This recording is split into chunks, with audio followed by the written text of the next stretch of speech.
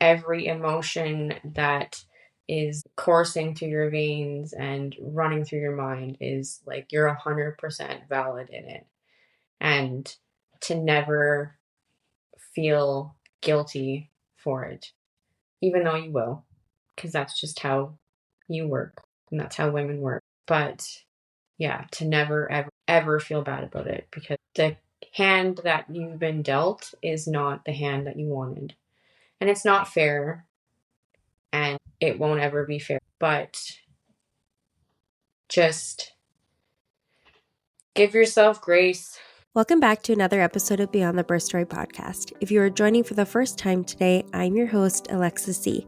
Girl mom, angel mama to one of the sweetest boys in heaven, birth trauma and uterine rupture survivor, and former NICU mama. Here you will have the opportunity to ask and have your burning questions answered by professionals, feel connected to other women's experiences as we normalize the different aspects of this journey we are on as moms. The real and raw moments of healing are shared here as we navigate loss, embrace strength, and find hope again while learning to live after loss. Please note the topics discussed on this podcast are for educational purposes only. Please see your personalized medical professional if you have any questions or concerns that arise from listening, including diagnosis and treatment.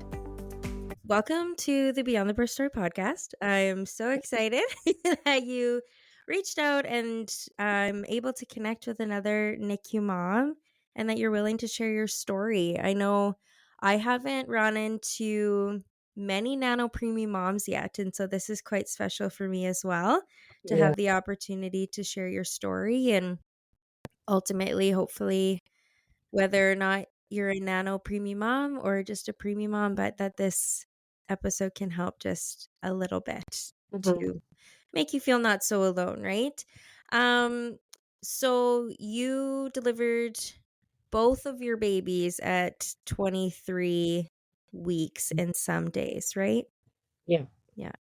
What considers, if you know, a nano preemie, like what gestation does that kind of fall into? I believe it's anything below 24 weeks Okay. is anything is nano, and then anything above 24 is micro. Okay. Yeah. Yeah, I feel like I've heard micro quite a bit, but the nano, I'm like, oh my goodness, that's so early. When I was thinking about it, as I often laugh, I'm like, I struggled so hard at the 20-week ultrasound not to find out what the gender was. And I'm like, oh, 8 weeks later, I found out. And then I'm thinking about you. I'm like, oh my God, 3 weeks later, you found out or got to meet your babies. Like, Yeah. that is crazy. Do they know, like, did you go into labor naturally? So and like I hate the term that they use for it because it's awful, and it like I'm sure any other mother that has like been told this has felt the exact same. But I have an incompetent cervix. Yeah, I heard that too. So I had a placental abruption. Yeah. Oh my gosh. Yeah. With my first, I had a Yeah. placental abruption. So obviously it was like I woke up in the middle of the night and because it was my first pregnancy, I was like uncomfortable and like a very mild amount of pain. And I looked it up because that's what everybody does nowadays is looks it up on Google. Dr. Google. Yeah. And it just came up with like Braxton Hicks. But being that I was only I was only 23 weeks pregnant, it said it was kind of early, but sometimes it could happen. So I thought that's all it was. And it was like, I think it was probably about 3 o'clock in the morning when it happened. And my husband was sleeping beside me. He asked me if I was okay. I was like, yeah, I just need to go downstairs, get a glass of water, and just like try to like walk it off. Mm-hmm. And then by the time he woke up, I was still in pain. And just before he left, I was like, hey, I'm just gonna go to the washroom and then like I'll say goodbye to you. So I did. And when I went to the washroom, I had like the tiniest, like a pinprick amount of blood. Like there wasn't a lot, but I was like, okay, like I need to go to the hospital, obviously, because like there's something's not right. So we got to the hospital, and the not receptionist, what's the word I'm looking for? Um, Unit clerk? yes. She'd asked me, she's like, "Do you want a wheelchair?" And I said, "No, I'm okay." And so she's like, "Okay, well, the security guard will like direct you to the maternity ward, and then they'll take care of you from there." Because at that point, they'd taken my vitals, they took everything, and everything looked fine. And then as I'm walking to the maternity ward, I could feel something like dripping down my leg. And I looked at my husband and I was like, "I'm pretty sure I just peed myself." It's like, he's like, "Whatever, it's fine." He's like, "Let's just go sit down and we'll get this figured out." So we get to like the waiting area, and the security guard's like, "Hey, I'm just gonna grab the nurse for you. So just wait here and I'll be right back." So my husband sits down, and I just wanted to make sure that it was, in fact, that I had just peed myself. Yep. So I stuck my hand down my pants and took my hand out, but from here to here was just covered in blood. Oh my gosh. So then my husband looks at me and he's like in shock. And he's like, "What do I do? What do I do? What do I do?" And I'm like, "Just go get a nurse." So then he's like yelling for a nurse. And then the nurse comes over and she sees what's happening and she's like, "Okay," she's like, "We need to get you in a room right now." And, so then stuff started happening. Everything was pretty quick. I got an IV in. I had to stay in bed. I wasn't allowed to move out of bed. I got a catheter. I had, like, everything was checked out. And then an OB came in and checked me, which was really uncomfortable. And I remember like laying in that bed and he looked at me and like obviously there was just blood everywhere. Mm-hmm. And he looked at me and he looked at the rest of the nurses and he was like, "No one is allowed to touch her. Like, no one is allowed to go anywhere near her down there because." So at that point, like, I'm freaking out. And he's like, "Hey, I'm just going to go sort some stuff out and then I'll be right back." So he'd only been gone for like a few minutes and he was like, "All right." So he's like, "I don't want to worry you." He's like, "But," he's like, "I have to send you to the Royal Alec because what you need, we can't we can't take care of you. We don't have the equipment to be able to do what you need." So I'm like, "Okay." So they were like, "We're going to send you by ambulance. Your husband will just have to follow behind you." Um, and yeah, and then we got to the Alec, and um, I remember everything pretty well, um, up until probably about like maybe an hour after we got to the Alec, because at that point we had gotten a room. They had the like the straps on my stomach to monitor like my heart rate and baby's heart rate, and they did the ultrasound, like just continuous checking. I had someone in the room constantly checking my vitals and giving me morphine to help with the pain, but it did nothing. It helped with no pain at all. And then they gave me, I think, magnesium, which is the stuff that makes you feel like you're on fire. I hated that so Yeah, much. yeah. So that was awful. The nurse was like, "So you're going to feel like you have the flu, but it'll go away eventually." And I'm like, "Okay." So on top of being in so much pain, I'm like burning hot. And because of how much pain I was in, like for such a long amount of time, after that point, after being told that I was going to start to feel like even more crap, I don't remember a whole lot. I was like in and out of consciousness the whole day. Um, and I couldn't get anything else for pain management at all. They could only give me morphine. Um, and then they had me like tilted on the bed too to try to, keep stuff from going. Um, Mm-hmm. and every time I was having like at this point I was having contractions. Like I'd been having contractions all day. And my cervix obviously was completely open. And the the nurses, because there was so many of them in there, they were like, anytime you feel like a rush of fluid come out of you, they were like, you need to let us know. And obviously, at that time, I didn't think anything of it because there was not really anything on my mind other than like, how's my baby doing? But I'd come to find out like the following day that the reason why they were asking me to let them know was because of how much blood I was losing, because they needed to weigh how much I was losing to make sure that I wasn't losing too much. But they were also scared that I was going to lose the baby and that I wasn't going to make it at that point either. Mm-hmm. So yeah, that was pretty much like the entire day. And then stuff like things finally started to settle down.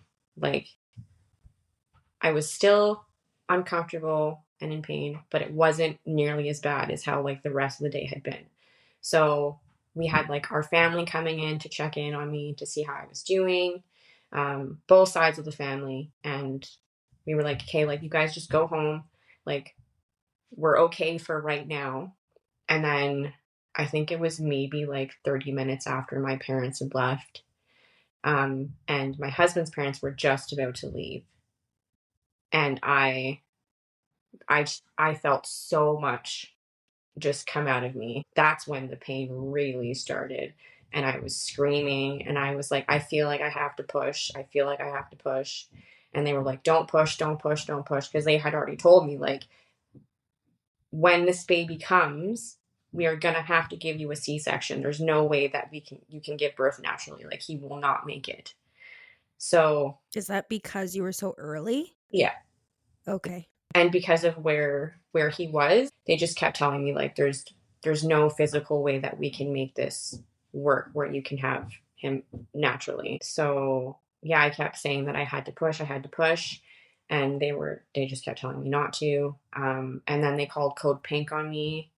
And my husband, you know, the whole time this is happening, he's just like, you know, deer in the headlights. He doesn't know what to do. He's so scared and lost, and he wants to help, but he doesn't know what to do. And he's, you know, so that was awful.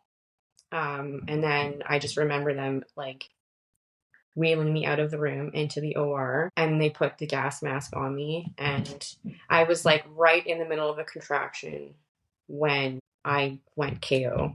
And I remember waking up very, it's not clear at all, but I remember waking up in the hall and they had my son in an incubator and they were telling me like, oh look, here's your baby, and my husband was there too.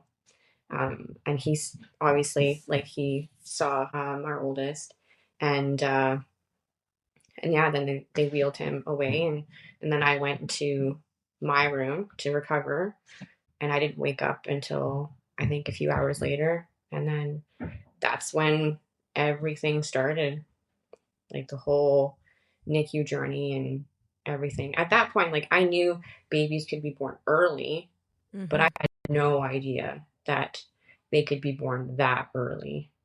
And, you know, when you're being told by the person that's, you know, potentially going to like cut you open, like, do you want us to take extraordinary measures to save your kid if it comes to that? And when you say, because obviously we said yes, but when you say yes, you're also like, you don't realize the commitment and like all the trials that you're going to go through when you're just saying that one word. Yeah, it's scary and it's terrifying, and but I mean, like going back, I would do the same thing. So I feel like as a mom, when like you would literally do anything and everything, and in that moment when they ask you that, nothing else matters. Just like, of course, like mhm, why would I?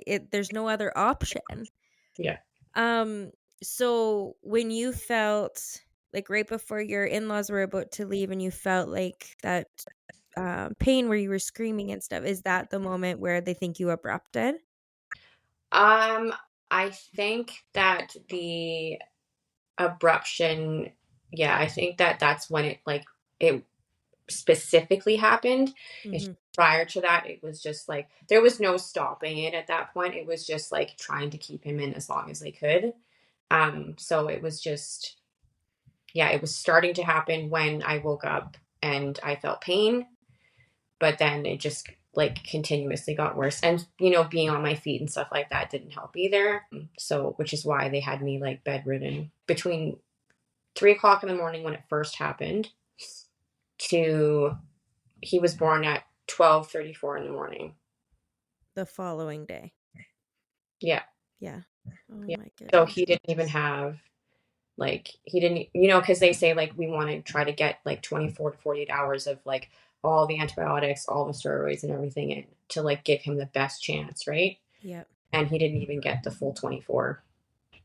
They were able to get some of like the steroids and stuff in you though, and then Yeah. you said that magnesium. Okay. Yeah. Yeah. So the magnesium is for like decreasing the risk of seizure and bleeding in the brain, Yeah. and then your steroids would be For the lungs. for the lungs. Yeah. Okay. Um I'm trying to remember, and you might know this too. Is viability week 23 weeks? At that point, I think it was 23 or 22. I cannot Okay. remember. Like, yeah. I think that when they had, like, when they were talking to me and my husband about it, they said, like, had you been here at like 21 weeks, there's a very, very high chance of your baby wouldn't have made it. Like, Mm-hmm. um, but I think it's 22 or 23. At that point, it was 22 or 23. Mm-hmm. I'm not sure if it's changed now, but Yeah, 23 is sticking out in my head for some reason, but so what a miracle that your babies are here. mhm, When you said about, oh, I can't even remember what moment it was that you said something, I literally got full body chills. I was like, just all those emotions you were going through. And well, I don't even know the half of it, but just even thinking about what you would have been feeling in that moment and how scared you must have been. mhm. Um, like how did they, I know you didn't have much time, but how did they prepare you to have a nano preemie baby? I understand if this is what their intent was, but like they didn't really go into a lot of detail as to like what we were in store for. They just kind of gave us like a brief summary of like what we might expect. So they were like, your baby is definitely going to need to spend time in the NICU. Your baby will also be in an incubator. And he might have some challenges ahead of him. And that was kind of it. I guess it's kind of hard for them too to really prepare you for what that could look like, as they're probably not even sure. And in that moment, their goal was just get this baby here and let's get them on supports Yeah. because they have a lot of growing left to do.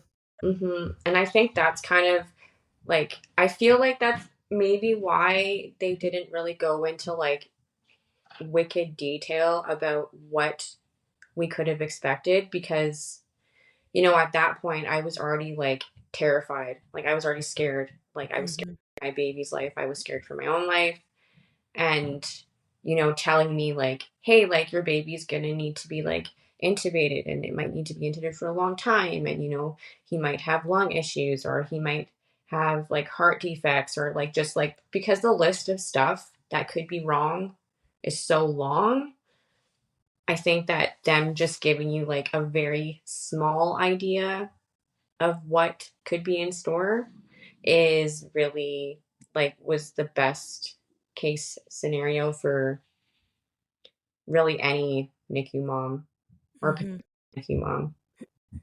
Just kind of go with everything as it comes up, hey? Yeah, yeah. How long were you in the NICU with your oldest? So for my oldest, we were split between the ALEC and the U of A. Okay. And the ALEC, we spent probably about I'm gonna say like collectively probably about like 3, maybe 4 months. And then at the U of A, we spent about 2 to 3. So quite the journey. That's just in the NICU. Oh, wow. Yeah. After we, because obviously when they're in the NICU, they're in there because they're gestational age, right? Yes. And then they get phased out because they become too big. So when he was too big to be in the NICU, we went to the floors. And that is a journey in itself. We will get there. Yeah. So what, and you can focus on your oldest, or you can kind of tell us like a bit about both journeys. Actually, let's circle back first. So your second, you also had at 23 weeks. Was that also due to an incompetent cervix? Yeah. Okay. Did they do anything for you in that pregnancy, like a corsage or anything to try and prevent early labor from happening? So when just after I had my oldest, you're supposed to go to get your checkup, 6-week checkup, right? So I did. And I told my OB at the time what had happened. And he just told me, he was like, hey, like, and if you decide to get pregnant again, we will, we'll take it from there. We'll go from there kind of thing. I was like, okay. So fast forward a few years and I'm pregnant. And I told him, I'm like, okay, so what are we going to do to make sure that this doesn't happen again? And he looked at me and he said, well, he's like, it was just a once off. Like, it's not going to happen again. He's like, we'll take a few more ultrasounds than we did last time. He's like, but it won't happen again. So he didn't put you on progesterone or anything? I wasn't on progesterone. I didn't get a cerclage. I didn't like there was I went into this pregnancy as if it was my first. Like there was no preventative method at all that happened. That's so crazy to me. Because when I went for my 6-week checkup, I delivered at 28, water broke at 27 due to undiagnosed BV. So it just softened my cervix. Mhm. And even our OB said, like, if you decide to do it again, she even gave me a list. And she's like, if you don't come to me, if you go back to like your other OB or whatever you decide, give him this list and say prior to 12 weeks, like the progesterone needs to be started. We need to be swabbing monthly for BV. We need to be doing all these things. And like I had no issues with my first two. And she was like, absolutely non negotiables. Yeah, no, that was not a Oh thing. my gosh. Yeah. Hmm. Wow. And then here you are with two 23-weekers. Mhm. Okay. So what did the NICU stay entail? And I know that's a very big question.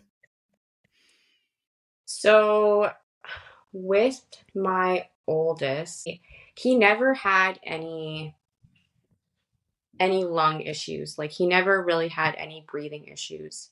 Which is Uh, incredible for being that early. yeah, like when he got extubated, he went right on to, is it CPAP? Yep. And then he was on CPAP for a bit, and then he went to high flow, Mm-hmm. and then low flow, and then he just came off. Like he had Wow. issues with his breathing at all. How long was he intubated for? I feel like it was maybe like a month and a half, That maybe doesn't seem long at all for you being maybe, so early. maybe 2 months. Okay. I can't quite remember. Like because he's my oldest, like it feels like it was like a lifetime ago. So In mom time, it is a lifetime yeah, ago. It goes so fast. so yeah, he never had issues with his breathing at all, and he never had. I mean, like obviously, being neonatal, they all have like very high heart rates. They brat all the time, and I can hear all the dingers oh going around me. yeah, They never so leave. nope, no. So for my oldest, his problem was his bowels.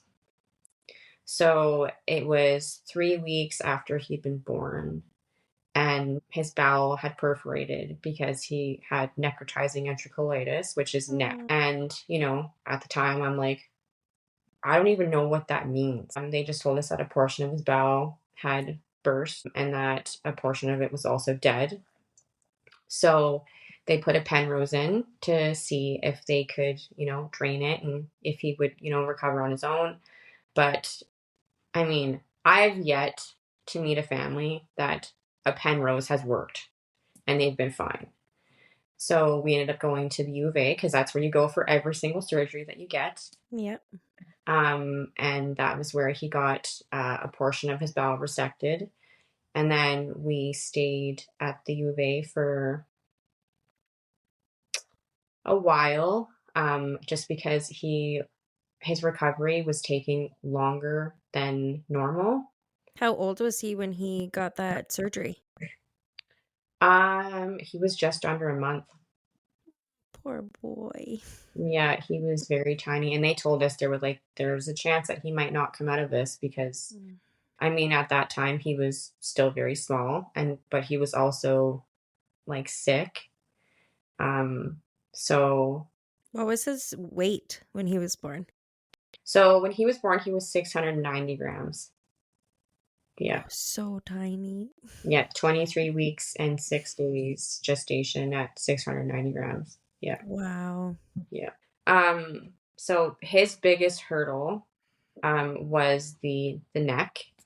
But he also had a few brain bleeds, but they were able to get fixed with medication. And he had to get a lumbar puncture. He had to get um, a bunch of small procedures like PDA ligation. Um, and he had to get a portion of his skull removed because being in the NICU, they rotate them, they try to make sure that like fluid's not sitting here and sitting there. Because of how long he was in the NICU for and how much time he did spend in bed, his skull kind of like it wasn't growing out, it was growing like this. So he had to get a portion of his skull resected. But I mean, looking at him now, you can't even tell. Like he's got a full head of like dark curly brown hair. Like Oh, handsome boy. he's got like an incision line Yeah. on his head, but I'm like, whatever. Just just another scar. It's a part of your journey, right? Part of the Yeah. story. Yeah. Oh. So but yeah, that's pretty much what our NICU stay was just um a lot of it was all just related to his bowels. So I know you said like if you were to do it all over again when they asked you, do you want us to take extreme measures? You said yes. mhm. Was there any point when you were having to make some of these decisions and thinking about some of these procedures, did you ever have like any guilt for like doing all of this, or was it always like you were just powering through to the next thing? Does that make sense? Yeah, no, I know totally what you mean. And yeah, Yeah. there was, I guess, like one way you could like put it, and like you know you you feel bad saying it because like that mom guilt kind of sits in, but like there were points where he when he was like really sick or when things got really hard, and I was like, did I make the right choice? Hmm. Like, and it wasn't just once that like that thought popped in my head. It happened a few times. Um, but I also feel like it's like very human to feel like that because I mean, having a preemie is what is it, 1 in 9, 1 in 10? So it's not like a you're not supposed to have a preemie. That's not how it's supposed to be. No. You're supposed to have your baby when they're like 38, 39, 40 weeks. And as soon as you have your baby, you're supposed to have it placed on your chest and have cuddle time and skin to skin and like, all those things, and you're supposed to leave the hospital like 2 maybe 3 days after. Hmm. But like being a preemie mom, you don't get that. And I think that, yeah, having those thoughts and like those feelings is your body's way or your mind's way of like protecting you. And so, yeah, and I had it with both of my kids. I had both of those thoughts with my kids. And I think it's so normal too, like even not in a NICU setting, anything we do in life, we're constantly reflecting back on the choices we made and did we make the right one? Mm-hmm. And it's funny that you say that about the preemie thing because I was literally telling one of my girlfriends last night, I'm like, it's still so crazy to me to think back and be like, I had a 28 weeker because I always used to say my body is so scheduled. I will only deliver at 40 weeks because my menstrual periods and everything are to the day. My Yeah. other deliveries, my first one 40 weeks to the day. I was induced with a second. And so truly never thought it was going to happen to me. And I would see the odd post on my socials of somebody having a preemie, but I'm Mm-hmm. like, "Oh my gosh, that never happens." And then when I was in the NICU and it's like the one day they had 10 admissions, and obviously being at the Royal Alec, it's different too because they deliver so many high risk and so many prems and stuff, and so you're probably gonna see higher amounts, but I'm just like, "What is going on here?" And they act like it's just another day. They're like, "Oh, Mm-hmm. you're fine. Like, your baby is 28 weeks." And I'm like, "Sorry? I'm not fine. Like, this is not fine." Yeah. True though. It's 100% true. And I want to emphasis what you said too about not getting that baby on your chest and not just getting to take them home. I felt took me a long time to accept leaving my baby in an incubator and going home to sleep. Yeah. I'm like, I am just supposed to leave my baby here. And at that point, he had a PIC line. He had um all these medications infusing into him and his feeding tube and everything. And I'm like, this feels, honestly, I'm pretty sure I said inhumane a couple times. I'm like, Mhm. this feels like the most mean thing I can do to him. And I know he'll never remember, but it is forever etched into me. Yeah. It's true though. When, like, I'll never forget seeing my oldest, well, both of my kids, like, when they were both born. I'll never forget the first time I saw them in their Mhm. incubator. And, like, my oldest had he had his glasses on. Yeah. His And, little phototherapy yeah, glasses.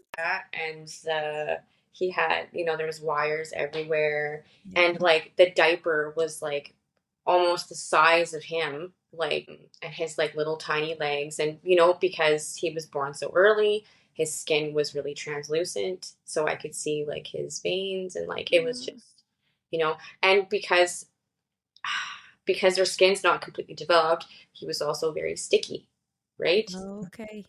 So you see that, and you see this tiny little human, but you see all these different cords around them, and you see this tube like jammed down their throat, and you're like looking at them, and you're like, where do you even start? Like, because your automatic reaction as a mother is like, I just want to hold my baby, and I just want to make, like, I want them to be okay, Yeah. but being in the NICU, depending on, how your baby was delivered and like what condition they're in, sometimes you can't hold your baby right away or for days or whatever. Like, we had to wait almost 2 weeks to hold him. Like, they're like, oh, you can like give him hand hugs and like, do all that. And we did. We gave Mhm. him, hand hugs, and we held his hand, and we did what we could to like give him comfort, right? But when you have this idea of what the beginning of motherhood is supposed to look like, and then you have something completely different put in front of you, but you have no option to say no to it. Like, the best way that I have been able to describe it, and I apply this and have applied this to so many like events that have happened in the NICU, and even just in like hospital admission. in general is you're it's hard to miss something that you never had to begin with. Like, how do you miss something that you've never experienced? And, you're like, it's being robbed of so many pivotal moments that, you know, 90% of parents, new parents, get to have, that you get no choice in whether or not you get to have it or not. Like, you just, like, this is your baby, this is your journey, and, you know, you have to make the most of it or the best of it. And I do believe that, I do think that you just be gracious that, like, they're here, and, that you get to, you can do this with your baby, or you can do this with your baby, because some families can't do anything with them. But I also think that there should be like an allowance, and moms and dads should also give themselves like the time to grieve the things that have been taken from them. Because I mean, my oldest is going to be 8 in March, and like I'm still grieving the things that I didn't get to do with him. And like, he's not going to remember them. He was way too small, right? So it's it you get a connection to your baby, right? And when those things when you don't get to do those things with them, you don't feel as connected. You feel like it's like, that's my baby and I'm his mom, versus that's my baby and I'm his mom, Mm-hmm. right? And it takes time to build that connection, that relationship with your kiddo. And um it's like heartbreaking, really, because you're in this pod, and there's, what is there, there's like there's about five patients in one pod. And most of the time when you're in a specific pod, it's because that baby, or most of the babies in that room, are pretty much around the same level of care. Mm-hmm. And So you're surrounded by it all day, every day, whether it's your story yeah, or the baby next to you, right? yeah. And you see the moms, and I'm not like, not to say like the dads aren't there, but most of the time it's the moms. Yeah. And you see the moms sitting in their wheelchair, and they're right by the incubator, and they're just looking at their baby, pumping, looking at their baby. I can hear that damn machine in my head. Oh my God. Mm-hmm. Hated pumping. I did it. I did it for almost a full year, but I Good hated for it. you. That's amazing. Yeah. Yeah, I remember sitting there with the pump, and I still kind of get this way too. And I don't know if it's like the hormones that are released every time I pump or even when I feed now. Um, but I just wanted to sit there and cry.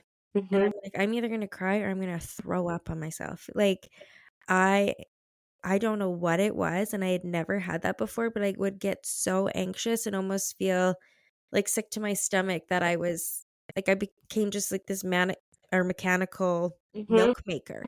Yeah. And it's like, oh, you're waking up to alarms at night to pump, and in the morning, okay, I better pump so I can just enjoy my baby when I get to the hospital. Yeah. And yeah, I feel like too we grieve losing those moments, and it's not just the weeks post and after you go home, you just leave that feeling behind because you're constantly seeing families around you that just go in and have that perfect birth story Yeah. and that perfect delivery. And then you're reminded, like, oh, okay, well, right, I didn't get that. Hmm. So it's not just a one time thing. It's like you have constant reminders everywhere you go. And it took me a long time to really connect to our youngest when we brought him home from the NICU.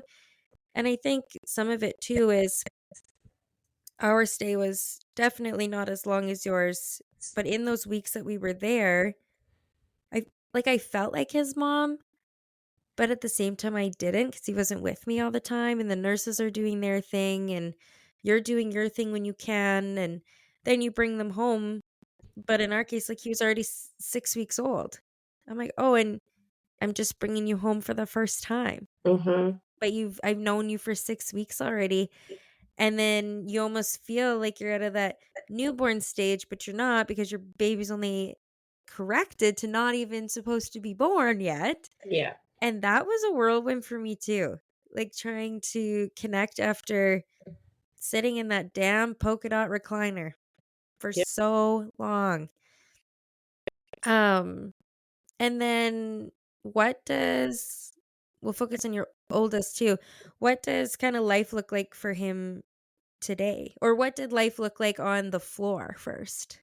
Like Oh my gosh. I remember when we got put on the floors. It was like our world was just like, it was a complete 360. There is no amount of preparation for what it's like to be in the NICU to the floors. None. Because you go from having a nurse that's right there at the bedside to having a nurse that has 3 to 4 patients that's out in like a nursing area that charts outside of the room and there's monitors there and that's it. Like that's what you get. And then they do rounds and like they'll come in and they'll be like, "Oh, how was the baby's night?" "Okay, good. So we'll come back tomorrow." And then that's it. Like there was no way that I could have like prepared myself for how overwhelmed and how like I was right back to being terrified. Like I had finally started to like, you know, become accustomed to life in the hospital. And then yeah, being thrown to the floors, I was just like, can we go back? Like I never thought I would say it, but I'm like, I want to go back to the NICU. Like I don't like this is not for me. Like I'm not ready to be here.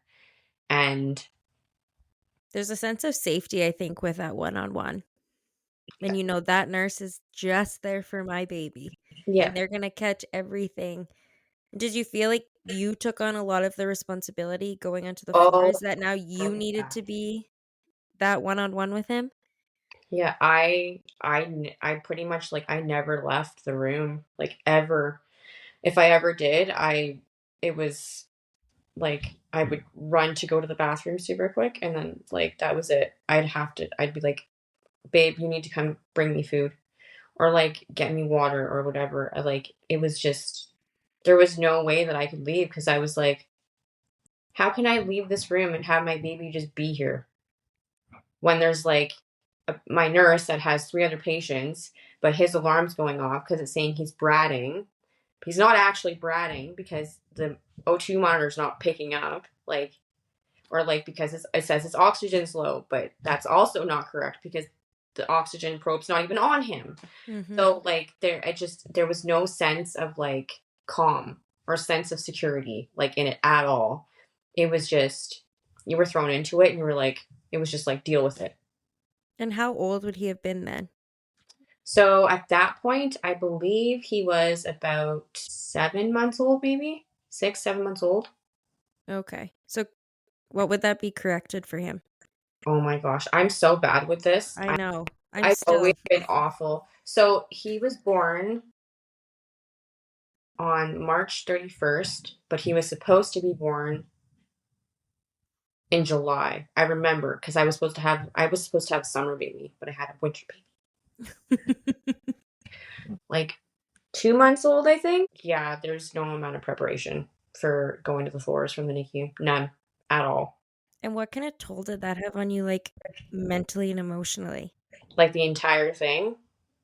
Or Like just moving to the floors. oh god. Because like now you wouldn't leave. Yeah. You were So like there.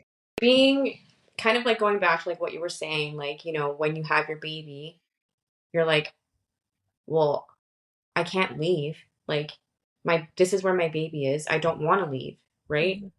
And you know, it takes a while for you to like to get used to that feeling of like, okay, like I'm okay to leave. My baby's going to be taken care of, you know.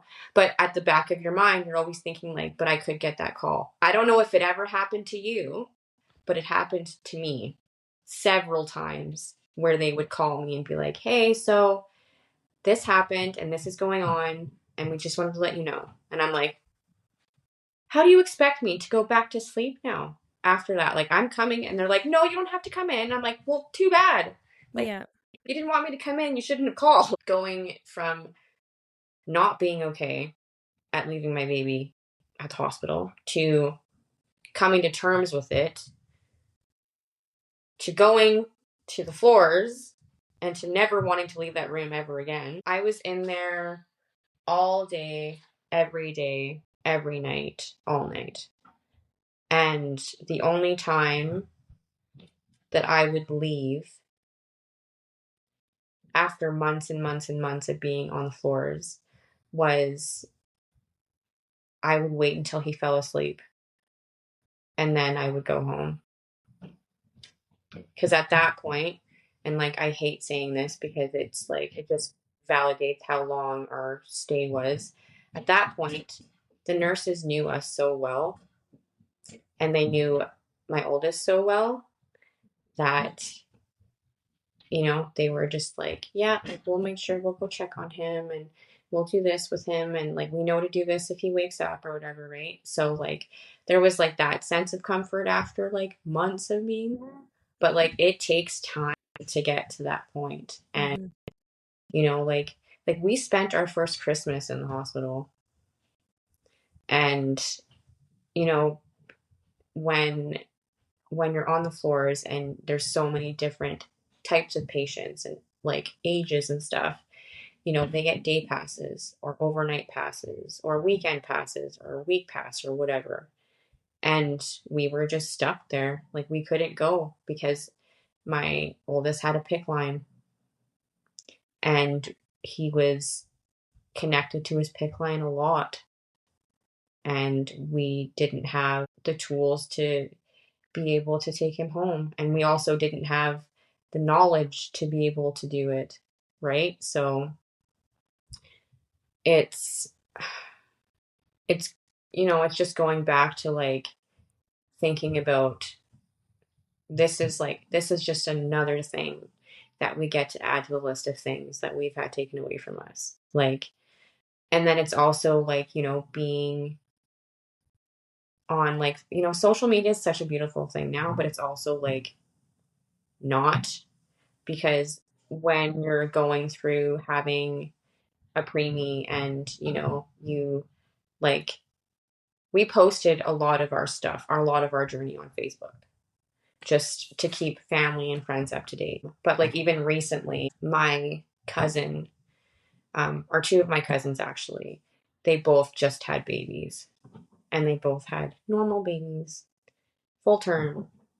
And, you know, they're like pictures of them like immediately after the baby was born, you know, snuggling and on their chest and everything. And like, it's been almost 8 years and it still kills me to see it and to know that like not only was that taken away from me once, but it was taken away from me twice. And I don't know if it's something that I'll ever be able to like get over.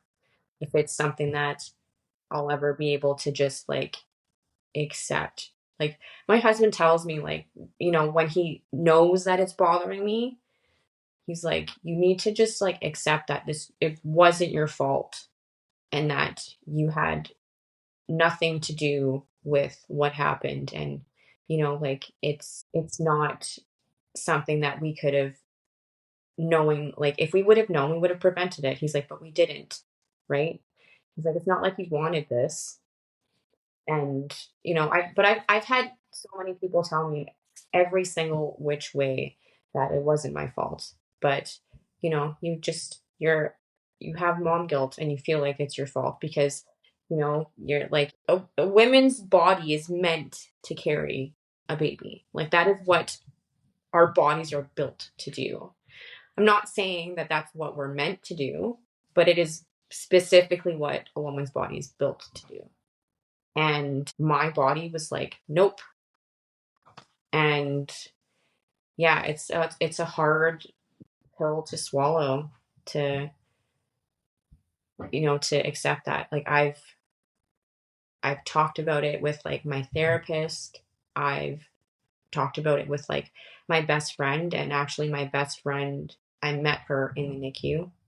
No way. Yeah, and she her her daughter went through the exact same thing, almost to a T, as to what my oldest did. They were 5 days apart. That's so funny because I met a good friend in the NICU too. Our stories are different, but our boys were born 5 days apart too. Yeah, And so yeah, nobody gets you quite like another mom who's been through the same thing, right? no. So it's, yeah. And so, yeah, about like the mom guilt and like our bodies, it's like so many people always say, when you go into labor and delivery, your body's just going to do what it's supposed to do, or your body will just grow this baby. And, the older I get, I realize like how hard it is to just get pregnant, stay pregnant, and deliver that baby Mm-hmm. to a T. It's almost unheard of these days. And I remember texting my family on the way to the hospital, and once I got there and found out what was going on, and I'm like, baby's good, but my body's failing me. Mm-hmm. I said failing me, not doing its job, what it's supposed to do. And when I delivered my stillborn, I was like, my body failed me. It did not keep that baby safe. Yeah. Like, my uterus let go. It Mm-hmm. did not protect that baby. And yeah, I still very much carry that with me. And it's And hard, then hard yeah, for me to let go of. yeah. And again, the more you hear about other people's stories and all the goodness, it's like, okay, another reminder that, yeah, my body didn't, like I even think about that when I hear like people who just naturally push their baby out in one push. I'm like, oh, dang, I couldn't even deliver one, like Yeah.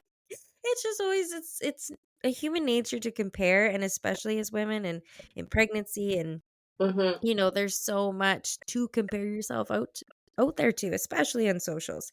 However, beautiful in the sense that it connects people Yes. to Yeah. Like, create that normalcy, right? yeah. Yeah.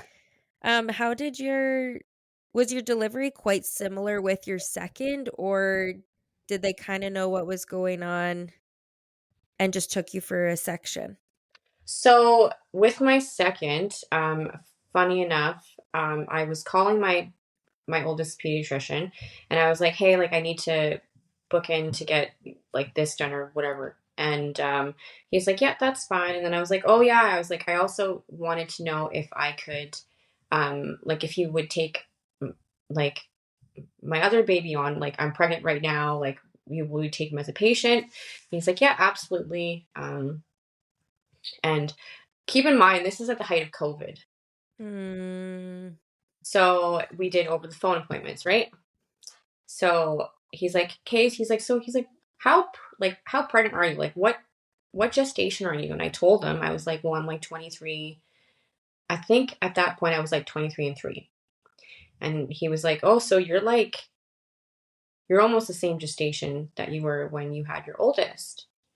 And I'm just gonna, okay, my oldest name is Tiberius, Cute. and then my youngest is Archer. I love that.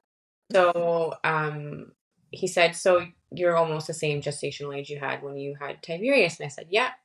He's like, okay. He's like, what kind of checkups are you doing? Like, and I'm like, well, I'm not really doing any because my OB said that I didn't need to. And my pediatrician, my kid's pediatrician, was like, yeah, I'm not okay with that. He's like, so I'm going to send a requisition for you to get an ultrasound done because I want to make sure that, you're okay. He's like, because this is right around the same time that you had Tiberius. And I was like, Yeah. okay. So, I think it was the next day I went and I got an ultrasound done and laying there, everything's fine. And then the ultrasound tech was like, hey, I'm just going to go grab the radiologist and we're going to, there you go. And I'm like, okay. I started sobbing the moment she said that. She's like, I can't let you go until our doctor sees you. I'm like, Mhm. Well, she didn't even say that. She was like, sorry? I just need the radiologist to come check on something. And I'm like, okay. But Oh, then like 5 minutes passed, and then 10, and then 15, and then 20. And I'm like, there's something wrong. And sure enough, he comes in and he's like, so I've looked over your ultrasound. And he said, and your cervix is completely open. He's like, so I've called your OB and you have to go to the ALEC. And I'm like, oh my God, it's happening again. So, what are the odds that you went for an ultrasound that day? yeah. So my Tiberius was with my sister. Um, and I had called her and I told her, I was like, this is what's happening. I was like, I can't come get him because like I have to go to the hospital. And she's like, just take care of you. Like we'll figure it out. Um, and my old work was like just across the street from where I got my ultrasound done. So I drive to my work and I'm like looking for my boss because at that time I had like a pretty close relationship with my boss. And I was like, is Jen here? And they were like, nope, she's not here. But um, Anna's here. So I look for Anna. And as soon as I see her, I just start crying. And she's like, what's wrong? And I'm like, I just got an ultrasound done. I was like, the same thing that happened to Tiberius is happening again. And she's looking at me. She's like, okay, okay. She's like, what do you need? What do you want me to do? And I was like, I can't drive. I was like, I am not in the mental state to drive myself to Edmonton. Because this was all happening in Fort Saskatchewan. Okay. So I was like, can you drive me to Edmonton, please? And she said, yeah, just give me like a couple minutes, just get my stuff together and then we'll go. So we get there, or we get into her vehicle, and I'm like, I haven't even called my husband yet. Like, I haven't called Jody. So I called him, and lucky enough, he answered. He said, hey, babe, how's it going? How was the ultrasound? And I, like, the first thing I said to him, I was like, it's happening again. And he was like, what do you mean, what's happening again? I was like, he's coming, like, soon. And like a list of swear words came out of his mouth. I believe that. And then he asked me, he's like, I didn't even have to tell him. He was like, are you on your way to the ALEC? And I said, yes. And he's like, okay. He's like, I'm on my way. Mm. So I got to the ALEC. Same things happened. They did an ultrasound. They checked his weight. They did like just everything. But because we caught it early, things were a lot calmer than what they were with my oldest. So, still the same thing. I was in bed. I wasn't really allowed to get out of bed unless I had to go to the washroom. And even at that, my husband didn't like that. He's like, well, I just want her to have a catheter. Like, I don't want her to be out of bed at all. He's like, I've been through this before. I know what she Yeah. had, and I want that. Yeah. So, so yeah, I was in the ALEC for I think it was like 2 days, 2.5 days. We were able to get magnesium in. We were able to get all the steroids in. He got every single benefit that he could have gotten out of the medication. And I called him at 3 o'clock in the morning because I started bleeding. And I told him, I was like, you need to come back. Like it's happening now. So his aunt was staying with us because she was helping out with Tiberius. And Jody came to the hospital and they were like, okay, like this is what's happening. This is what's going on. And, they're like, you don't need to like worry right now. This is just your body telling you like your baby's going to come, but it's not happening right now. So we were like, okay. So, you know, Jody got food and he got me food, and we kind of just waited. And obviously, like with my contractions, like they were pretty far apart, but they were regular. I was given the option of having much better pain management. They were going to give me an epidural, and I was like, nope. I was like, I don't want it. And they were like, are you sure?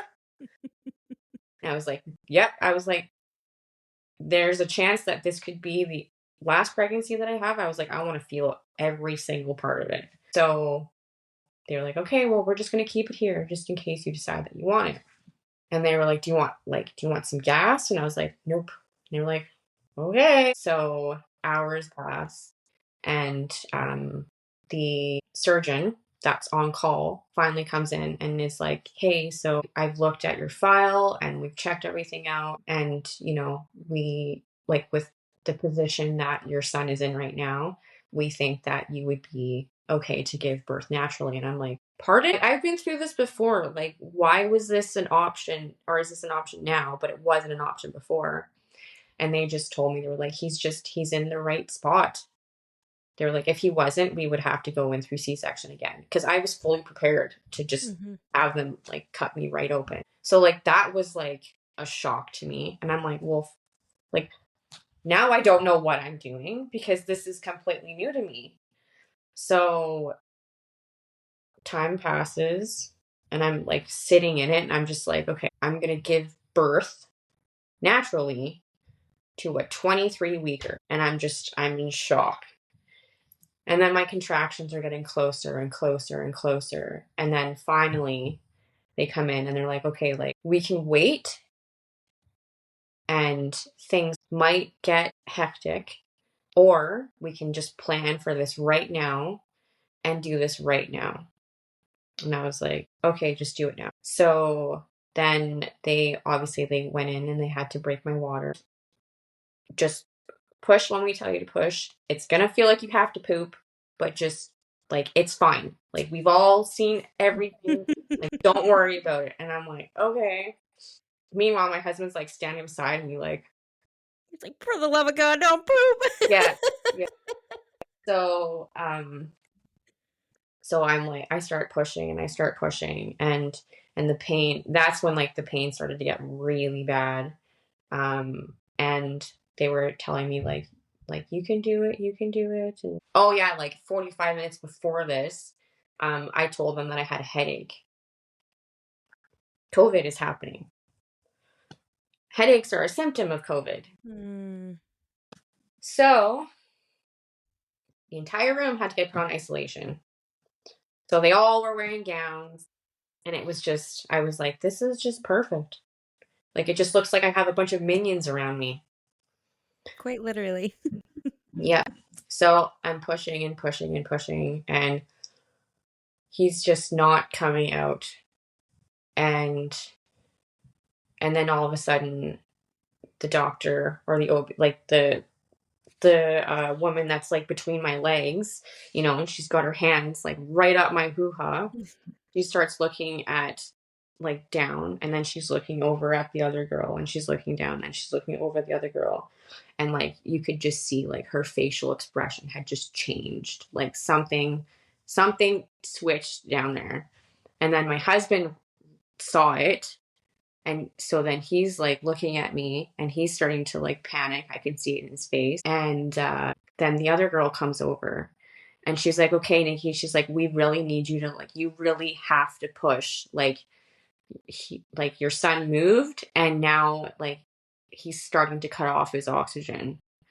So now I'm like freaking out, and I've got not one, not two, I've got 4 hands in my hoo-ha. Oh my gosh. And I like, just being in pain in general and then having that amount of hands in me, it was just like, it was excruciating. And I'm trying and I'm trying and I'm trying. And I'm like, I'm so tired. And I'm just like, I can't. And then my husband's like, Nikki, like, you have to push. And like, I can see that he's like, there's something wrong and you need to do this now kind of thing. And then, yeah, I finally, like, I pushed. And then the second he came out of me, it like all the pain just stopped. But they brought him over to the incubator and they had him in there and they showed him to me. And because of how he was like pretty much pretzeled inside of me. Oh my gosh. And he came out, he was like black and blue. He was so bruised. And they told me, they were like, there's a chance that he might have a broken bone because of how he came out and because of how rough they had to be. Because he turned? Yeah. Okay. Yeah. So, yeah, then they brought him over to me so I could see him, and then they left. I was, they were like cleaning me up and everything, and I told Jody, I was like, you need to go with him. Like, I'm fine. Like, they've got me. I was like, just go with the baby. So then he left and he went with Archer. And then after a bit, he came back down and he was telling me, it's so funny. It's not funny, but it's funny. When he was going into the NICU and through one of the halls, one of the nurses that we had as a primary care nurse for our first son saw Jody. And she was like, Jody, what are you doing here? Jody was like, oh, just having preemie babies. Yeah. Oh no. Yeah. So, yeah. Round two. So yeah, then he came back down. He came and saw me, and I started pumping right away because I knew what needed to be done. I knew the process. I knew the drill, and I was very fortunate in both of my pregnancies with like pumping. I never had a problem, and I always I had a very good supply. So the second time around, it didn't take long for my supply to come in. And yeah, like as soon as I came in, I gave it to him in one of those tiny little vials. Tiny little vials. Aren't they cute? Yeah. And I gave it to him and he brought it up.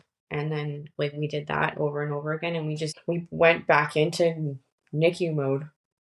And How was that the first time, like walking back into that unit? What was that like? oh God, it was like PTSD. It was so triggering because I knew what I was in for. Like I knew it wasn't going to be the same, but I knew it was going to be similar.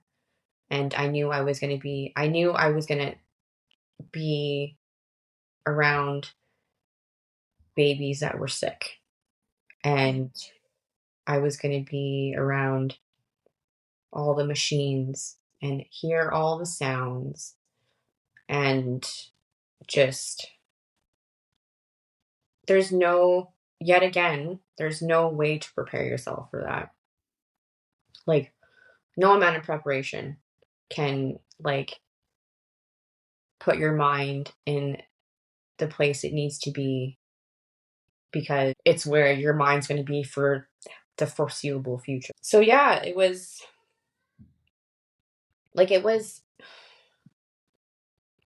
around the end, it was pretty stressful. Getting getting me to the hospital and, like, waiting was a lot calmer than what it was with my first, for sure.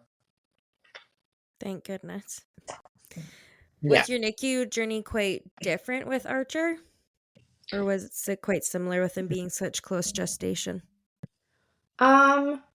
With Archer, it was a lot smoother. A lot smoother.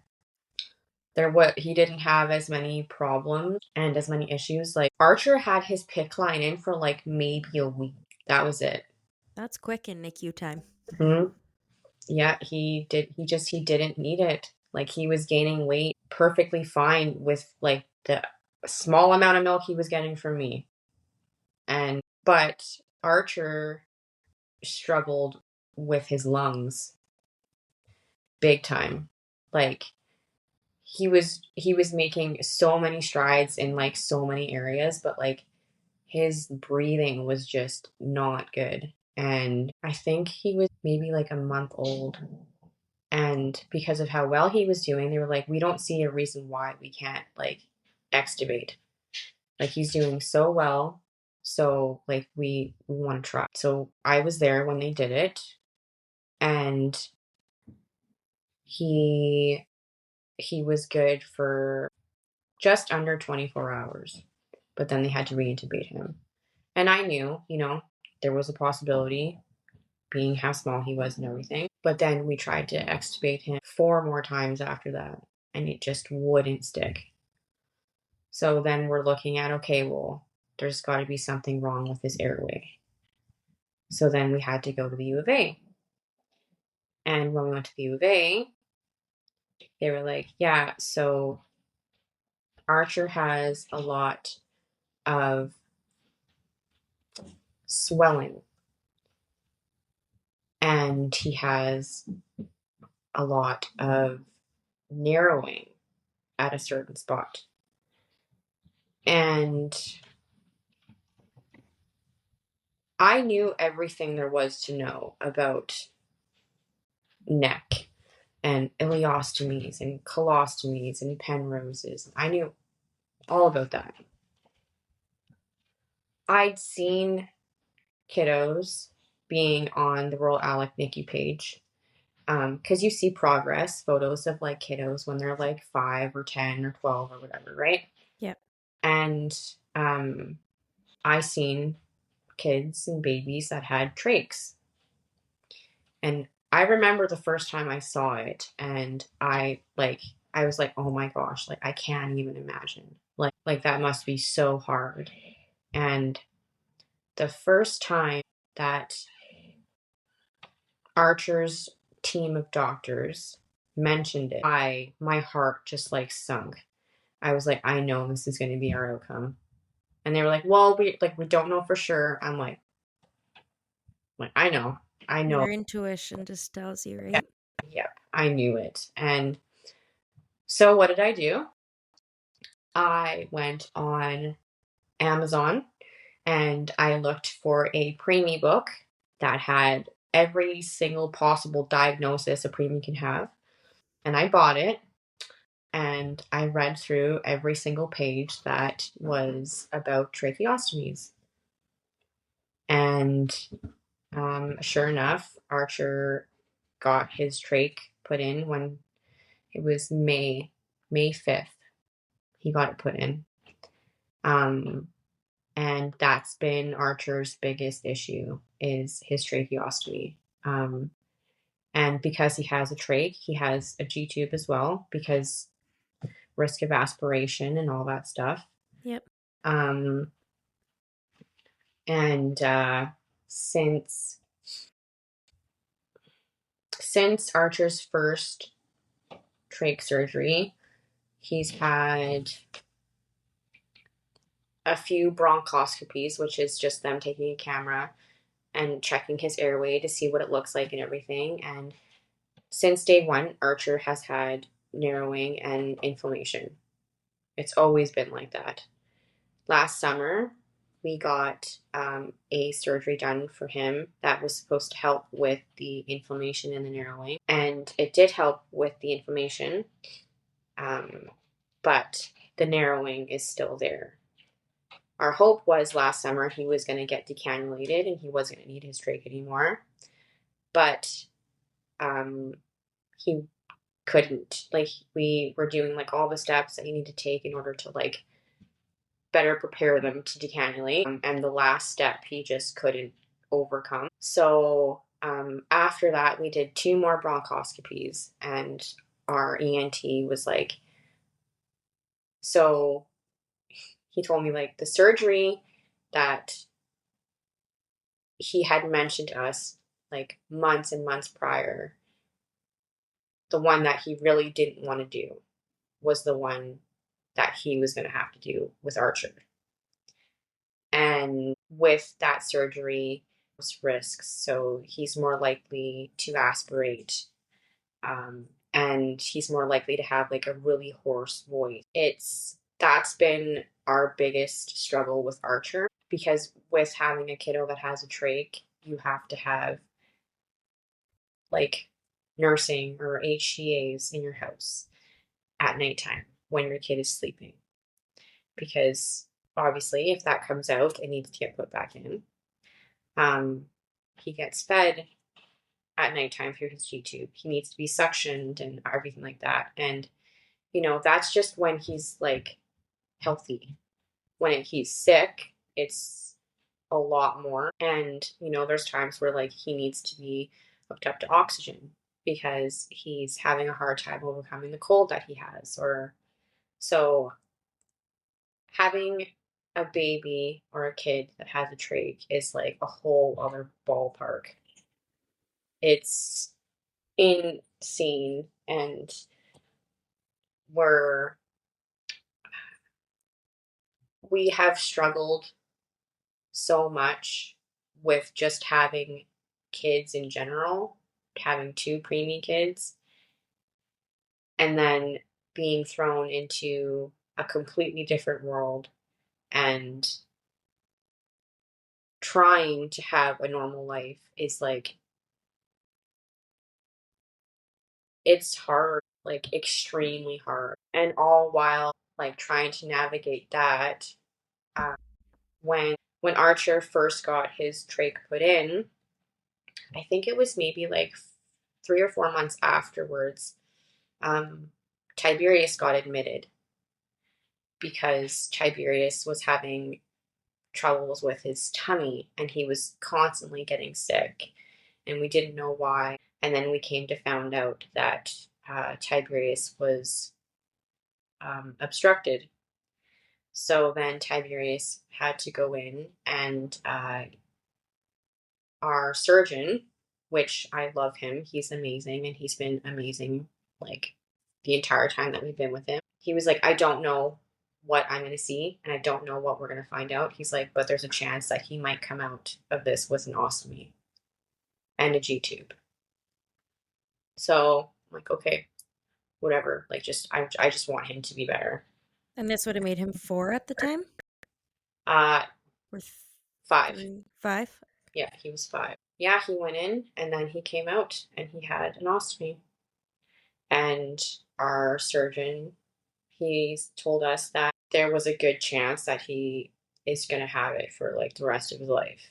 He said sometimes when they become teenagers, their anatomy just changes, and they can get the reanastomosed, and you know they live normal lives. But I said from the beginning, like after we found out that he had the ostomy, I was like, I'm not making that decision for him. I'm like, when he's older and he understands and he knows what's happening, then he can make that decision. I was like, but I'm not going to do that for him again. Because this is the 4th time he's had an ostomy. Wow. Like, he doesn't even have a belly button anymore because it just got lost in all the incisions that he has.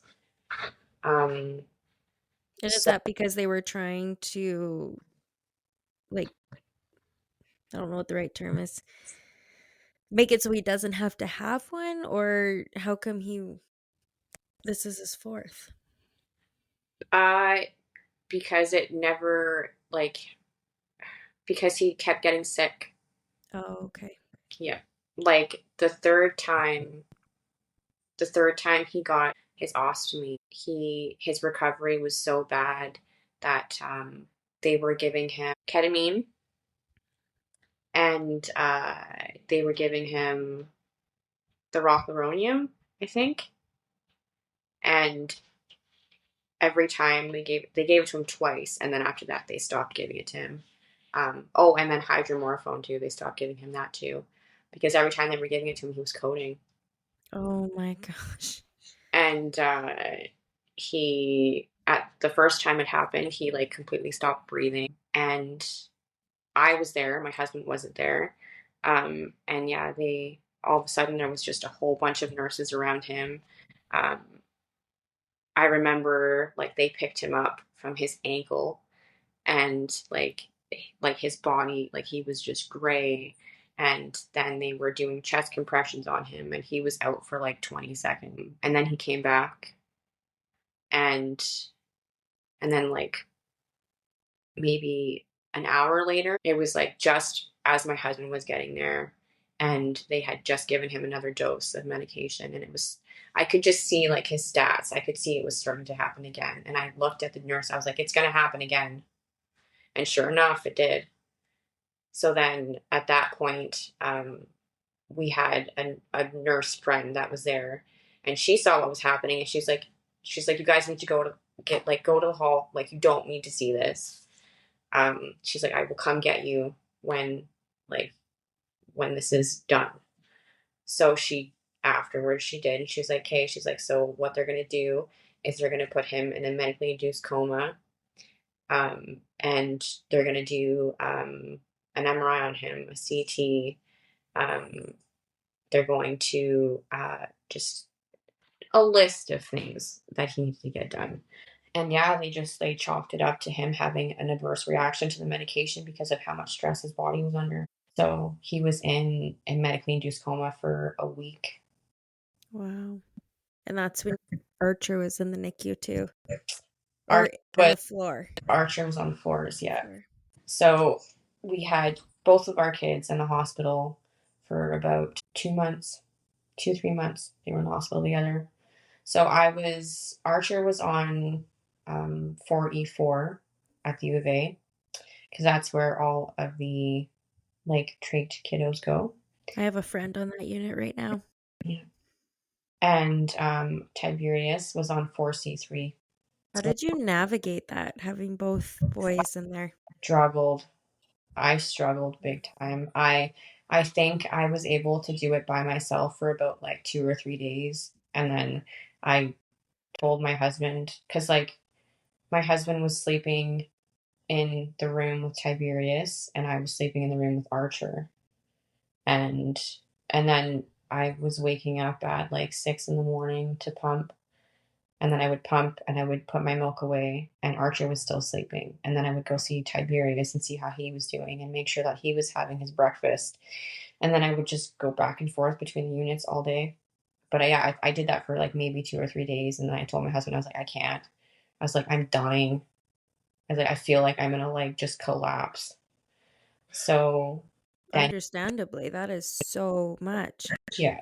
So, but it was like, it put us in such like an awkward and hard spot, because like he needed to work and we needed an income, but like both of our kids being in the hospital, it was just like it feels like it was such a long time ago, but it feels like it was yesterday. So we brought both of the kids home relatively close to each other.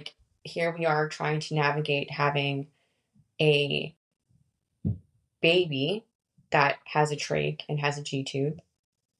And, we're trying to set up like self-managed care, which is having nurses coming into the house and staying here for the night and doing charting and making sure that I have payroll and making sure that I have money in the account to be able to pay our staff, and like just like, I'm like essentially running my own business while having a newborn baby with medical issues, while also having a 5-year-old that just got an ostomy and also has a G tube. So needless to say, we were drowning. Like, how are you still standing? Yeah. And like, quite honestly, that's so much. Medication, like they were both on different types of medication. When we finally were like settled, I think it was maybe like a few days to maybe a week. And then Jody went back to work because he needed to go back to work. There was no way around it. So I had to figure out how to do things and how to, like make sure that the kids were getting their feeds and that their pumps were working, and that if their pumps were going off, that I was figuring out why, and making sure that medical supplies was clean, and making sure that all their care was done. And, on top of just everyday normal household stuff, all while I'm trying to take care of myself and our animals, because we have animals, and making sure that there's groceries in the fridge. And so just a mile long list of things that I'm trying to take care of. And my husband's at work taking care of us in that regard, but constantly texting to see like how we're doing and how we're holding up and how the kids were doing. And That must have been hard for him too, because obviously he knows he needs to work, but to leave you at home in charge of all that, like that must have been heavy on him too, right? yeah, yeah, it's, I mean, you know, like most men, you know, they're like, I'm the provider and I don't need, Yes. you know, like they don't like to show that part of them because that's, you know, their dad, their husband, you know, their protector. And it was definitely a struggle for a while trying to navigate that. And we were also in the midst of trying to figure out why Tiberius was so different and why there were certain things that he wasn't doing that at that age that he should have been doing, and his speech was extremely delayed. So we were getting him checked out by specialists, and my husband was actually the one that really pushed it because, you know, me being a mom and having all of the things that were already going on, I was like, no. I was like, there's no way that Tiberius is autistic. Like, there's no way. But he pushed and pushed and pushed, and I was like, okay. So finally, after a year wait of getting in to the clinic at the Glen Rose to get assessed for autism, sure enough, they did. They said that, yeah, he has autism, and they said it's not severe, but it's like moderate. And then it was trying to navigate, you know, because it's not just being diagnosed with autism. It's like, well, now, like, what can I do to help him to make it so that way things are easier for him, so that way he can be successful, and that way he doesn't feel like he's so um unheard, or that he's struggling to tell me what he wants. Like, what are the steps that I need to do to make that happen? So on top of ostomy, G tube, tracheostomy, G tube, you add autism, and it just like it's it just even now, like he's doing, like, he's made so many strides, like he's doing so good now. His communication is like, it gets better every single day. He just started going to a brand new school here in Edmonton. It's called the Jim Jawani School, and it's specifically for autistic kids. Oh, wow. Okay. Specifically, like there's 8 kids in his class. That's Wow. And there's 3 EAs and there's the teacher. And granted, we had to spend a very pretty penny to put him in this school, unfortunately. But he has made more progress in the small amount of time that he's been in school now than he made all year last year at his old school. That's incredible. It's one of those things, and I have a couple other girlfriends that their children were in the last couple of years diagnosed with autism. And same thing. It was like one partner was like, absolutely not, there's no way. And the other one's like, well, I'm just kind of like seeing maybe these signs and symptoms. And then it's like when they did get that diagnosis, it was night and day difference and game changer of being able to assist these children in learning in a way that they are able to learn. And like you said, setting them up for success Mm-hmm. and having these resources. Um, if you're comfortable sharing, there's obviously a lot of financial things that come up with being a medical mom and a special school and stuff. Do you have a lot of like government supports of like funding and things like that, or do a lot of this come out of your own pocket? So we have, I fought like tooth and nail for a contract for Tiberius with FSCD. Um, and and I mean, like, I fought hard, and we were given pretty good resources for for him for his autism and like helping him with different like aids and different therapists and stuff like that. So that part is has been like provided by the government, obviously. But finding a respite worker for Tiberius has been a struggle because it's been, well, I mean, look at what's going on with the EAs right now. Oh, don't even get me started. So, like, it's it's hard finding somebody that I trust and that I like. And like we're on a wait list right now. And we've Everything is waitlisted. It's yeah, so frustrating. like we've been on a wait list for months. And um so it's like we have gotten supports, but it's just like there's not enough right now. There's not enough of anything right now. And it's really unfortunate because the kids are the ones that are suffering because of it.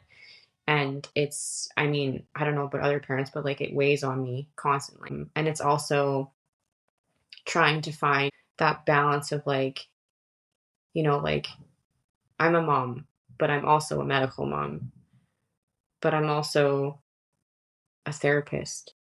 I'm also a nurse. I'm also a doctor. And then I'm also a wife. And then after all of that, then I'm just me. You So, wear a lot of hats. yeah, and trying to find time for you to just be you is like, I mean, trying to find time to just be you when you're just a mom without all the medical stuff is hard. But when you add on all that stuff, it just like it's just more roadblocks in the way. And it's so tiring because like by the time you actually have time for yourself, you're like, I don't even want to do anything because I'm just so exhausted. So, I feel like for me, it's very easy to put my kids first, and I do prioritize them.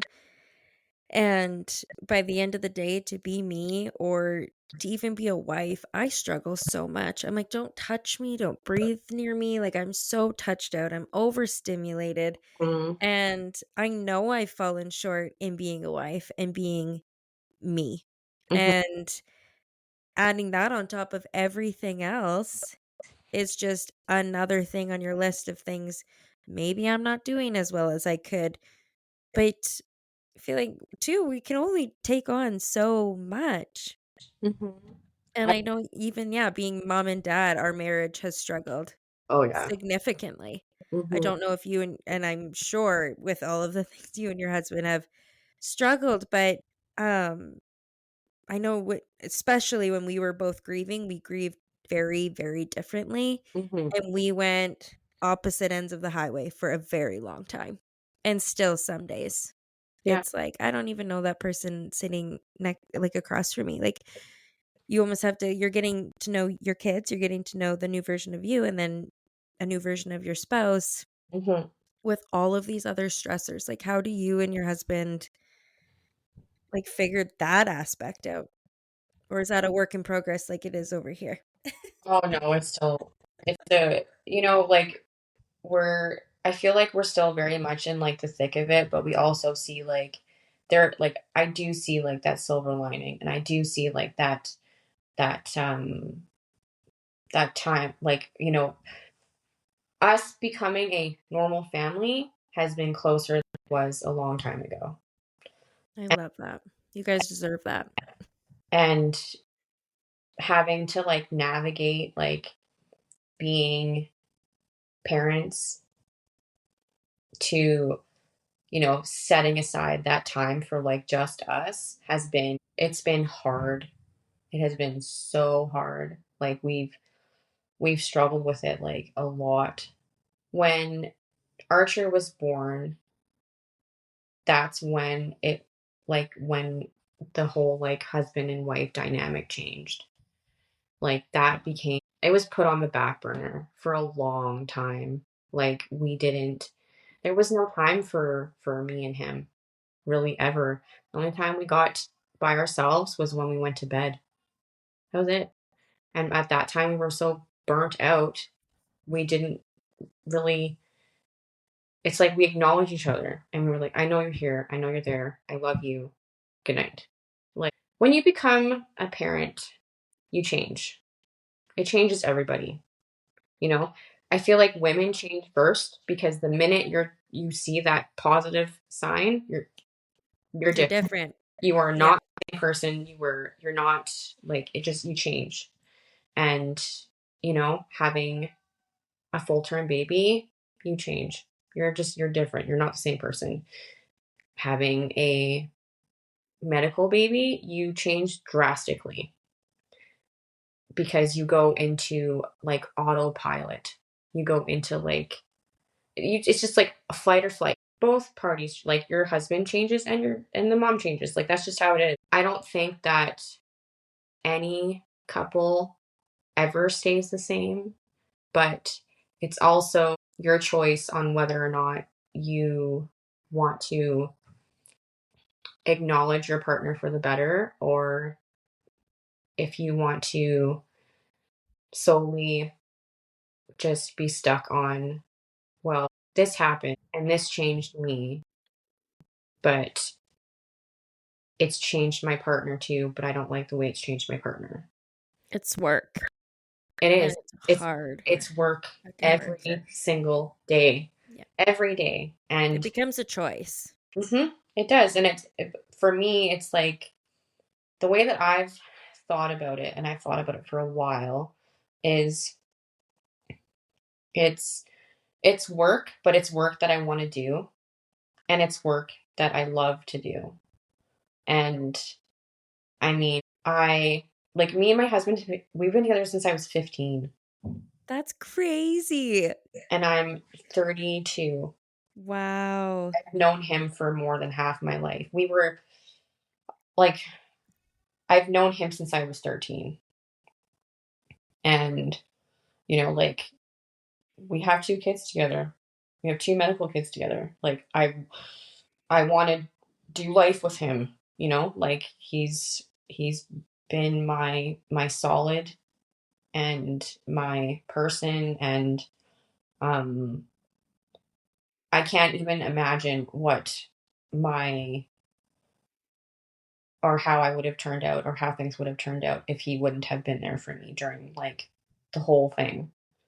Cuz he he could have chosen to be like, no, like, I'm like, you need to be here with the kids and I need to be at work, like when they were in the hospital. He Yep. could have, Yep. but he That didn't. would have been the easy choice.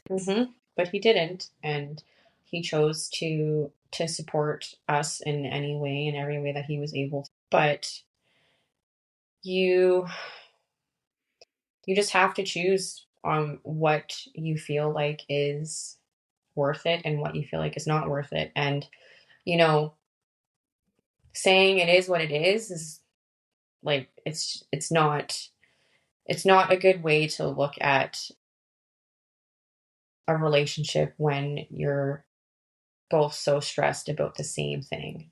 Mm-hmm. And like, I wholeheartedly believe that, like, communication in a relationship, especially when you have kids that have a lot of issues, is like, it's so key. And making sure that like you feel heard and that your partner Mm-hmm. feels heard. And you know because when your world revolves around your kids as much as it does when you have kids with many different health issues, you often forget about the person you started the relationship with. And you don't do it intentionally, obviously, but it happens because your kids need you more. Mm-hmm. And when you finally, realize that there's been a disconnect, or there's been, you know, a loss of passion, or there's no romance, or, whatever it is that like drives your relationship, or when that's gone, as long as you like are both not even on the same page, but as long as you both know that it's happening and you both want to come back collectively and, put the effort in, then that's that's literally that's the first step in in, in becoming the people you were before, or not even the people that you were, but having that same love for each other before you had kids. I feel Because like getting used to that communication aspect too can be so uncomfy for people, and to learn to speak up about these things. And like, even when you said about your husband pushing to have um the assessments done, and like continually advocating for that even though you were saying no, Mhm. and like being comfortable enough to keep bringing it up. I Yeah, mean, I talk a lot about how that advocation piece can be so uncomfortable even towards your medical professionals, which you obviously know all about with advocating for both of your boys several times.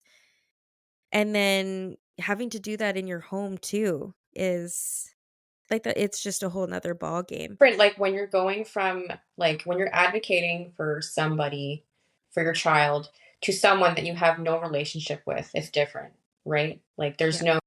there's no like, not emotion, but there's no like intimate relation to that person at all, right? Like you don't love that person, you don't need that person, you don't want that person. Like there's nothing there to tie you to that person. But when you have to, when you put that dynamic into your partner, it just like it completely changes things, because when you're not being heard by a medical professional, it's you're just looked at as a parent. But when you're not being heard by your partner, you're like, why aren't you listening to me? Like, why aren't you Yeah. hearing me? And it makes you feel unvalidated, and it makes you feel like insignificant Yeah. and inadequate. And, like there's a list of things, that words that you could put on that emotion. And it's just like, it's not a nice feeling, like at all. No. And your heart's so entwined in it. And then, yeah, like you said, you're bringing from every component of your life, and it's all mixing into this big bowl, and that's ready to combust at any second. And it's not, and like add all the stress on top of that too, right? Mhm. Um, oh, Nikki, I feel like I could talk to you all day. You bring so many good things. And I respect your like your outlook and everything so so much. And I also respect that you have two boys there to take care of. So I just have like one more question. um, outside of like day-to-day life, like obviously you're very scheduled with feedings and sectionings of the trach, changing of the ostomies and everything like that. Do you have a nurse there with you during the day, or is that solely you? So I I'm normally here just by myself. And then I get 2 days a week where I have my like respite worker coming in here, and like hanging out with my kids and stuff like that. So most of it I do by myself during the day. Yeah. Then you have your help at night. Yeah. Are So you able to take time for yourself when your respite worker's there, or I try. yeah.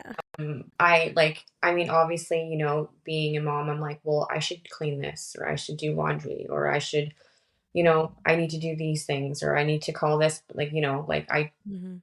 but I have learned that I really need to like take some time for myself. And, whether it's like having like an hour long nap, or if it's going out and grabbing a coffee, or um, like recently I've gotten into like bookbinding.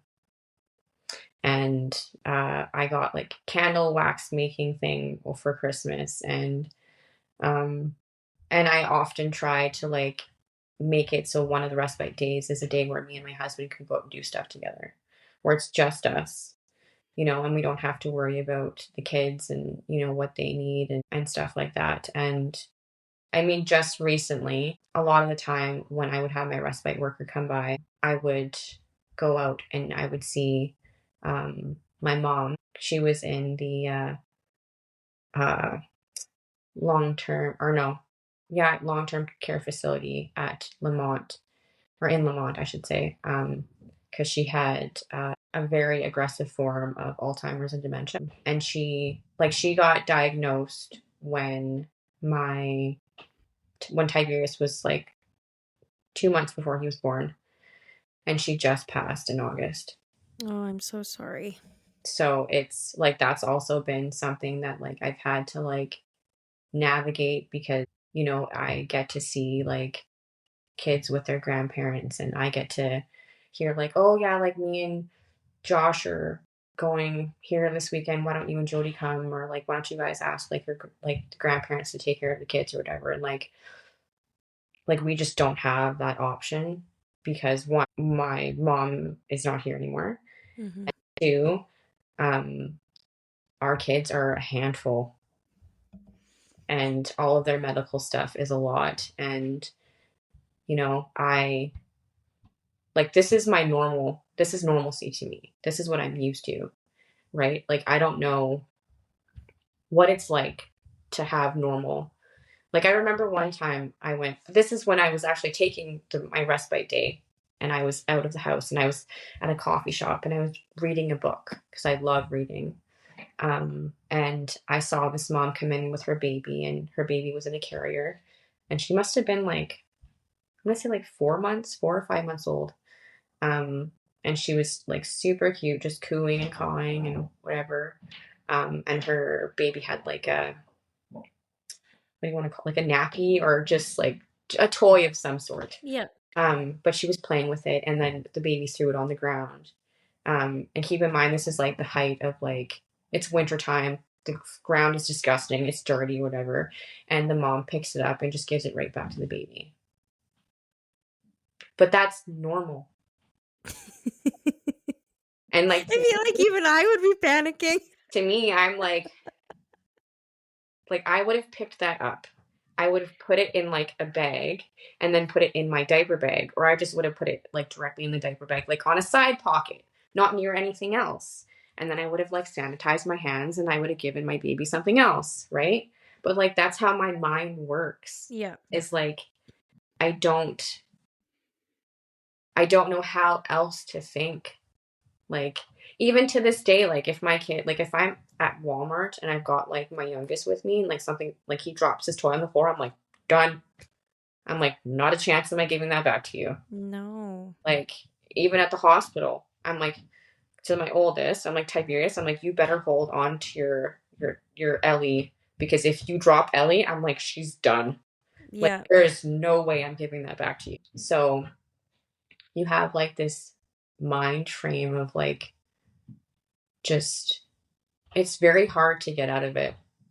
Very hard to get out of it. I mean, like my first kiddo being born preemie was almost 8 years ago, and I still have that medical capacity of like, like, I mean, I constantly have to sanitize my hands because of my youngest having a tracheostomy and suctioning him and stuff like that, right?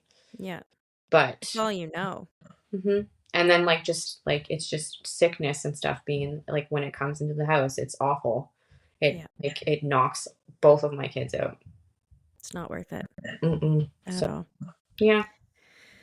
So my very last question is, what advice would you give to yourself or to another mom that's kind of finding themselves in a similar situation? And that could be delivering a nano preemie, being a medical mom. If there's anything that sticks out for you, what would be the most important thing you could tell them or yourself? I feel like you were so full of good advice that I can't wait to hear what you have to say.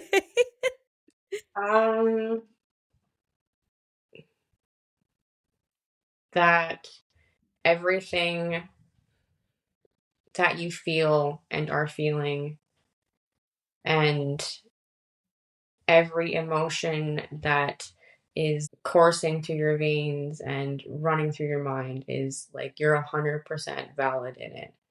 And to never feel guilty for it, even though you will, because that's just how you work, and that's how women work. But yeah, to never ever feel bad about it, because the hand that you've been dealt is not the hand that you wanted. And it's not fair, and it won't ever be fair. But just give yourself grace and try to, even though it's really, really, really hard, and I still struggle with it to this day, try to make the best of it.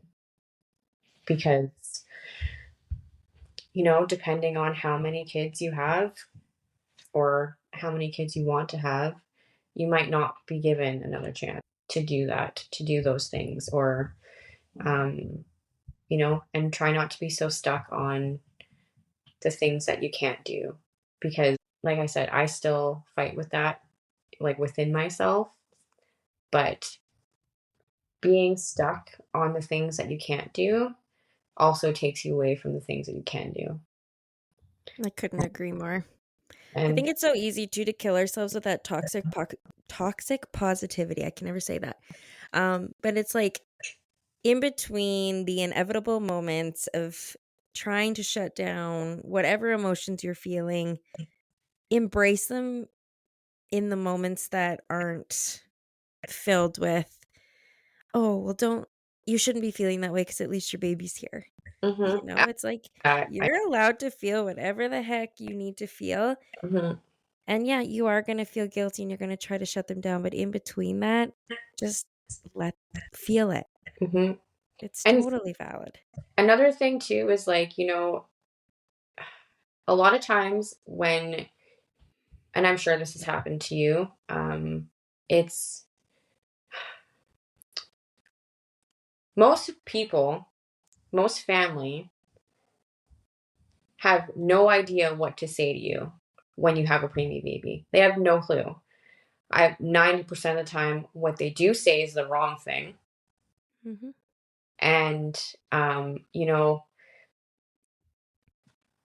I would say I'm a very outspoken person, like very outspoken. Like I have no filter. I love that. And I,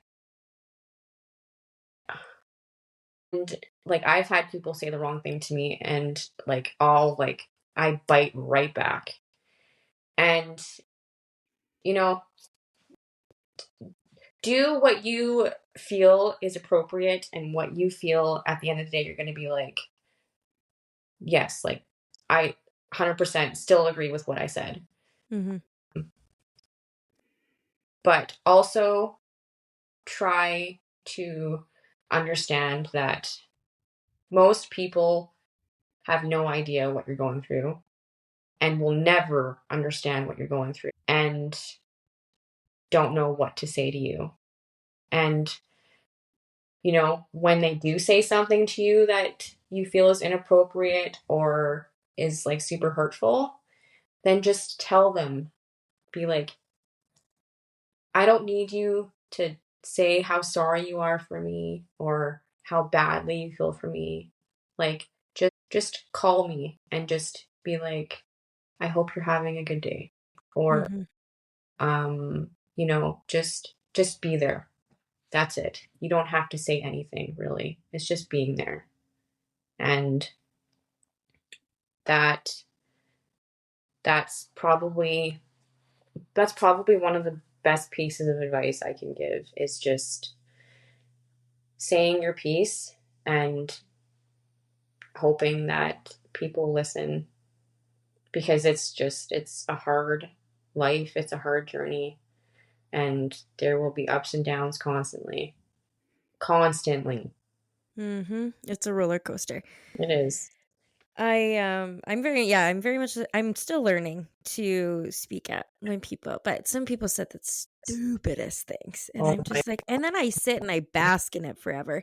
And I've had a few people along my journey too of running into either those experiencing loss or preemies, and they'll message me and be like, what can I say? I mean, I've been there and I don't even know what the right thing to say is. So I'm like, literally just let them know you're there.